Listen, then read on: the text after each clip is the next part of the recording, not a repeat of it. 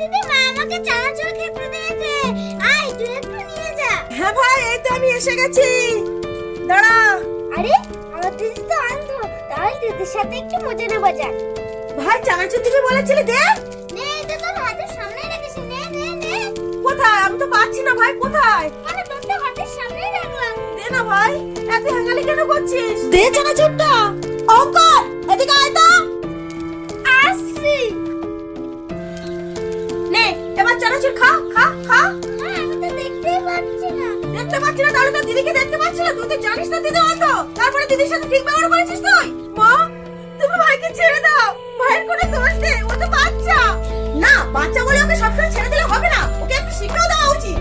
মা ছেড়ে দাও প্লিজ। নে চানাচুরটা, যা দিদিকে খাইয়ে দে।